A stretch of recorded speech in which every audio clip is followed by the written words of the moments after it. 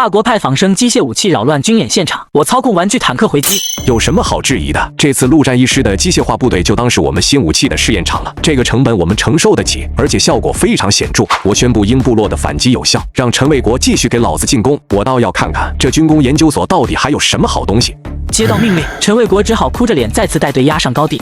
苏老，我找到了一个新功能，叫什么震动防护声波，就是绿色的按钮。名字怎么这么长？不管了，绿色的是吧？突然，鹰部落的阵地响起了一阵刺耳的声音，所有往上冲的战士全都痛苦地倒在了地上。陈文远直接傻眼了，这是怎么回事？你们又干了什么？你们又看着我干嘛？我是真不知道啊！你们指挥部应该都已经被我们端了啊！现在是谁搞出来的动静？你们不是有特种部队吗？让他们上去看看啊！对，我把这茬给忘了，快让我们的特种部队去看看。陈司令，这次的声波攻击似乎覆盖了整个鹰部落的阵地，联系不到特种部队啊！那给我调取无人机的画面，我要看看到底发生了什么。总指挥都被我们给抓来了，谁在那指挥战斗？当无人机的画面传过来的时候，所有人都蒙圈了。阵地上什么也没有啊，好像就一个玩具坦克。玩具坦克。厉害啊！竟然能用声波作为武器，这样整个战场上几乎不存在弹药的问题了。我说老陈，你们不去攻打我们的阵地，打什么电话？该不会是想投降了吧？还真是你在背后操控的，你们这属于作弊啊！怎么作弊了？本来我们研究所出品的就是高科技，那自然是要远程控制的。怎么样？我们研究所的东西不错吧？远距离操控肯定没问题，问题是你们用的好像是三金造出来的玩具吧？胡说八道！这明明是我们给了三金技术支持，让他的玩具厂帮我们测试而已。再说我们本来跟三金就有合作协议，咋地？陈文远听得一脸黑线，从电磁防护罩到金属纳米虫，再到最后的声波武器，鹰部落都对兔子阵营进行了全方位的降维打击。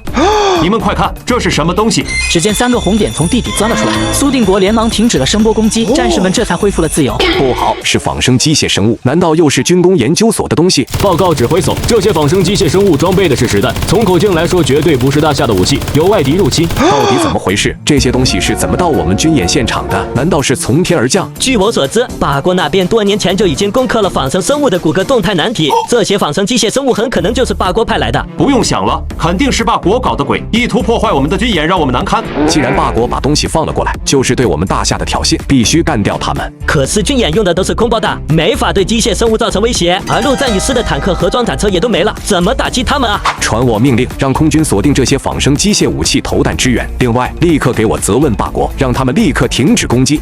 另外一边，刚出门的三金又被请回了研究所。又出什么事了？法国那边投放了一批仿生机械生物，军区处理不了。你的玩具有什么办法吗？您试试之前的金属纳米虫，或许有些办法。对啊，我怎么把这个给忘了？苏定国连忙启动了金属纳米虫，但当3束红外线锁定了仿生机械生物后，却没有任何反应。怎么回事？为什么没有反应？那只能说明这种仿生机械的材料并不是金属，我猜应该是一种最新的复合材料。或许正是因为这种材料外壳，才躲避了军方的监测突然出现的。那怎么办？我来试试吧，我在里面还加了不少武器呢。